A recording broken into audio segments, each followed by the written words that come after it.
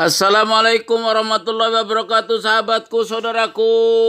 Semangat pagi, dan semangat pagi. Teruslah menginspirasi dan hiduplah dengan berkelimpahan nikmat ilahi. Iya, subscribe dulu sebelum Anda menontonnya. Oke? Selamat berjumpa kembali bersama saya Khairul Salim di channel Entrepreneur College. Untuk kali ini channel kita akan menghadirkan satu rubrik baru, yang rubriknya kami beri nama Ubek Aja. Diubek aja. Maksudnya apa ini? Ubek aja adalah kepanjangan dari ulasan berita ekonomi ala jalanan, ala orang-orang jalanan. Kenapa ala orang-orang jalanan? Karena saya merasa tidak ahli ekonomi. Saya merasa dan memang tidak memiliki pendidikan ekonomi. Tapi saya merasa terlibat dalam perilaku ekonomi, terlibat di dalam proses-proses ekonomi. Ya, sebagaimana banyak orang awam lah. Ya, istilahnya ini rubrik untuk orang-orang awam dalam melihat problem-problem ekonomi nasional khususnya, maupun ekonomi-ekonomi mikro di seputar kita. Maka itu kami sebut sebagai rubrik baru di kita, namanya Ubek Aja.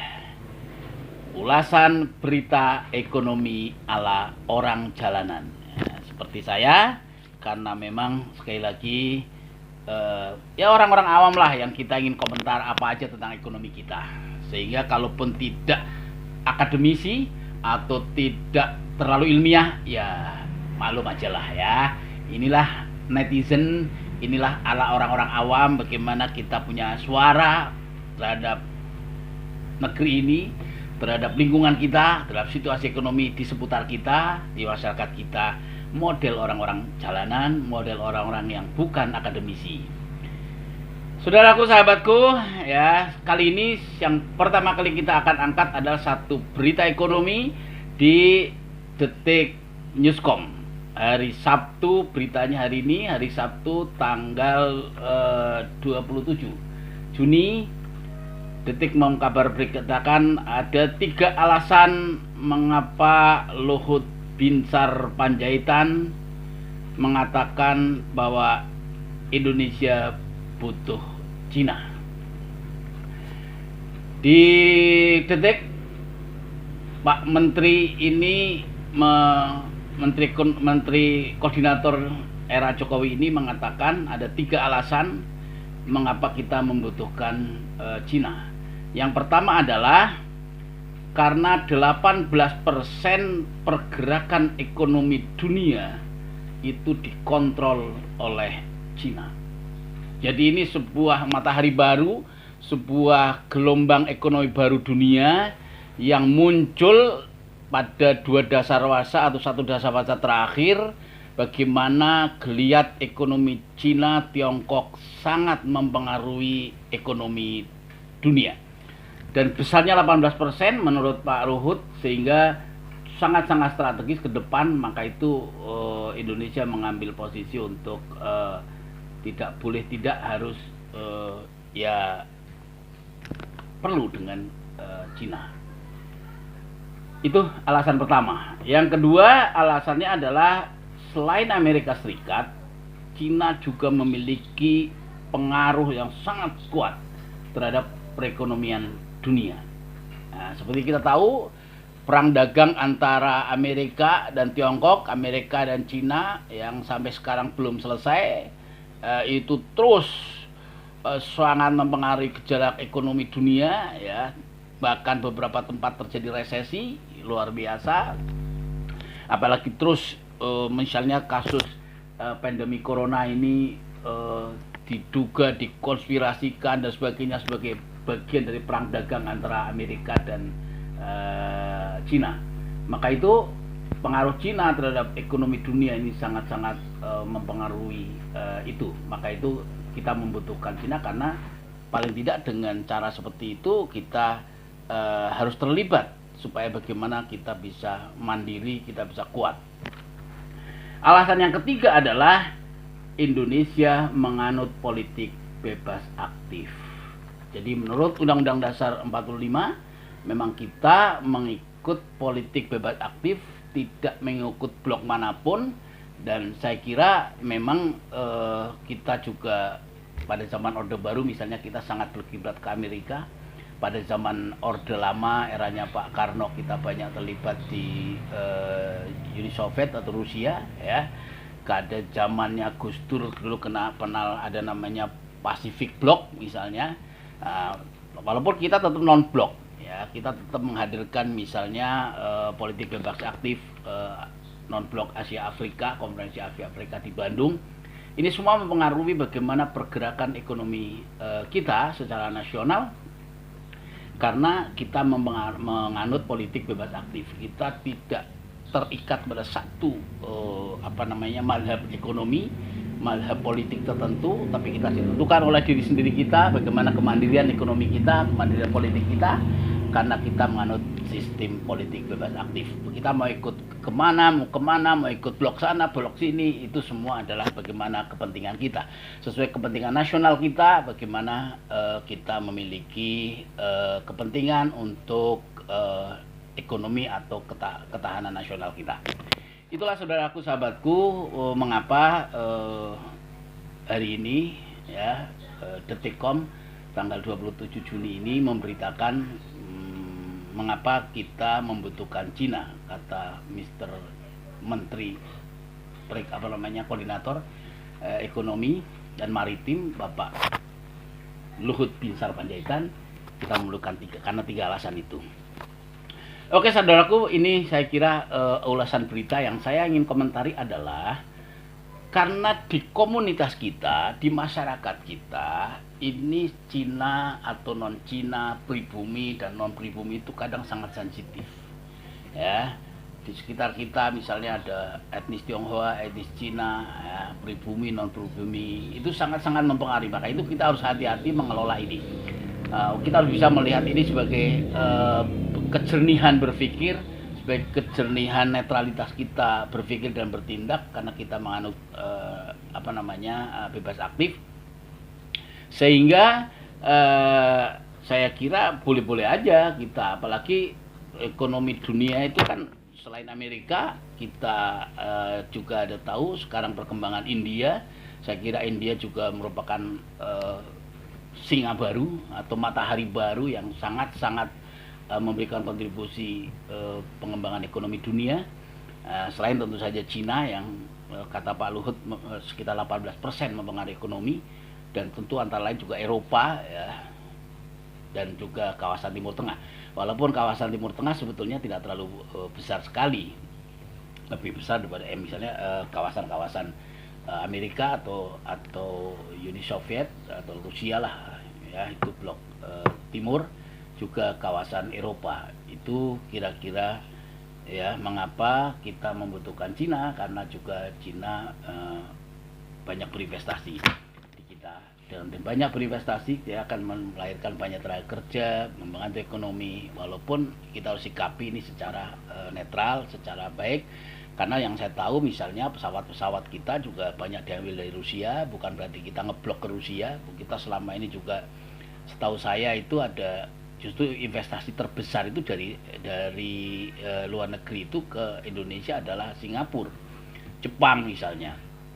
Bagaimana Singapura dan Jepang itu dua negara besar yang berinvestasi ranking atas di negeri ini, sehingga sesungguhnya ekonomi kita tidak bergantung kepada Cina sama sekali. Justru Singapura,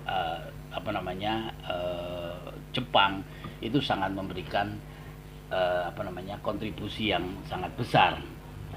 Namun sekali lagi, karena di negara kita ini masalah Cina, masalah pribumi, masalah non pribumi, masalah-masalah yang sensitif, jadi kadang-kadang ini menjadi isu yang sangat-sangat sara ya, sektarian, Dan itu kadang-kadang orang-orang tertentu membentur-benturkan ini, sehingga padahal kita seharusnya berdagang dengan siapapun boleh, ya, berniaga, bermuamalah dengan siapapun boleh, ya, karena Rasulullah juga berdagang dengan Yahudi, berdagang dengan Nasrani, berdagang dengan suku-suku di luar Arab, dengan siapapun, bahkan sangat-sangat terbuka bagaimana Rasulullah Muhammad menjalankan ekonominya, bermuamalahnya. Jadi tidak hanya ngeblok satu golongan tertentu. Yang dikhawatirkan orang itu adalah kalau investasi Cina terlalu banyak, investasi kita terlalu pengaruh Cina, itu kita akan didikte, kita akan dijajah. Saya kira ini masalah yang saya kira, maaf dalam tanda kutip ya, namanya orang nggak suka atau nyinyir-nyinyiran bisa-bisa aja. Tapi kalau saya kok melihatnya enggak. Jadi saya melihatnya kita, karena problem ekonomi Cina kan bukan sekarang aja, zaman Soeharto, zaman Orde Baru juga sudah melahirkan banyak konglomerat yang beretnis Tionghoa, ya, bahkan 10 konglomerat terbesar di negeri ini juga saya kira beretnis Tionghoa. Dari dalam konteks ini saya kira kita tidak perlu membahas ini Cina atau tidak Cina, kita istilahnya nyinyiran karena kita merasa pribumi dan sebagainya, kita menjadi tuan, belum menjadi tuan di negeri sendiri. Saya kira memang kita sudah lama secara ekonomi kita belum menjadi tuan di negeri sendiri, saudaraku. Maka itu saya selalu mengatakan bagaimana supaya ekonomi kita bisa menjadi tuan di negeri sendiri. Ya, saya hanya selalu katakan kita secara mikro, bagaimana individu-individu kita harus mau berubah untuk menjadi pengusaha. Diperbanyaklah jumlah pengusaha. Anak-anak muda di negeri ini, ayo kita motivasi untuk jadi pengusaha, sehingga kita tidak jadi penonton terus. Selama ini kan kita kan menjadi penonton terus karena kita, mindset kita, cara berpikir kita bangga menjadi karyawan. Kita sekolah tinggi-tinggi untuk jadi karyawan. Ini masalahnya. Jadi ketika mindset cara berpikir kita adalah mindset karyawan, ya kita akan diatur orang terus. Kita tidak bisa mengendalikan uang. Karena yang bisa mengendalikan uang hanyalah pengusaha. Itulah saudaraku, makanya kita harus didik anak-anak bangsa kita, anak-anak muda kita untuk dimotivasi untuk menjadi pengusaha, sehingga akan tumbuh anak-anak muda jadi pengusaha-pengusaha masa depan. Dengan cara seperti itu kita akan menjadi tuan di negeri sendiri. Kita tidak akan bergantung kepada Cina, tidak akan bergantung kepada Amerika, tidak akan bergantung kepada Jepang, tapi kita dengan mereka bersinergi. Kita tidak tergantung dengan Korea, tidak, tapi kita akan mandiri, ya, mandiri, berdiri di kaki sendiri, berdikari. Caranya ya harus menumbuhkan ekonomi, pelaku ekonomi dari warga negara kita. Yang ini harus jumlah pengusaha harus tingkatkan. Hari ini jumlah pengusaha kita masih sangat minim, ya, 0,2% aja belum sampai. Sehingga yang terjadi apa ya, wajar, karena kemampuan kita mengendalikan uang, kemampuan kita mengendalikan bisnis kita belum maksimal. Itulah saudaraku, saya selalu dorong bagaimana setiap orang di antara kita, satu keluarga, satu pengusaha, ini layak untuk menjadi moto kita bersama. Dan selalu saya memiliki moto ini. Saya selalu bilang one family, one entrepreneur. Untuk apa? Untuk memotivasi kita agar anak-anak bangsa ini tumbuh menjadi wirausaha, sehingga di masa depan kita akan bisa mandiri, sehingga tidak tergantung lagi kepada ekonomi Cina, ekonomi Amerika, ekonomi Jepang, atau ekonomi manapun, tapi kita tetap bisa bersinergi dengan mereka tanpa mesti tergantung dengan investasi asing manapun. Karena kita memiliki sumber daya alam yang luar biasa, kita memiliki sumber daya manusia yang luar biasa, berlimpah. Di era demografi, bonus demografi ini saya kira kita harus betul-betul konsen bagaimana melahirkan wirausaha-wirausaha itu. Dan munculnya wirausaha-wirausaha muda ini akan menjadi jawaban kita ke depan menjadi matahari baru dunia, kita akan menjadi kiblat ekonomi dunia. Bahkan beberapa ramalan para ekonom, kita akan menjadi 5 besar atau 4 besar ekonomi dunia pada era tahun 2040-an. Artinya beberapa tahun lagi ketika Indonesia memperingati 100 tahun kemerdekaannya. Ini saya kira spirit kewirausahaan harus terus dikeluarkan supaya anak-anak muda kita tumbuh menjadi wirausaha, sehingga pada waktunya akan menjadi tuan di negeri sendiri, karena seluruh eksplorasi alam, seluruh potensi Indonesia itu bisa digerakkan untuk menjadi ekonomi yang mandiri. Saudaraku, sahabatku, mudah-mudahan ulas berita ala orang jalanan ini ubek aja, diubek-ubek aja ya. Mudah-mudahan ini menjadi inspirasi kita pertama. Sampai ketemu dan jangan lupa subscribe supaya kita bisa terus berkomunikasi, terus bisa mengulas berita-berita ekonomi yang ada di seputar kita ala orang-orang jalanan seperti saya. Anda pun bisa. Terima kasih, sukses. Mudah-mudahan kita ketemu lagi di lain waktu. Assalamualaikum warahmatullahi wabarakatuh.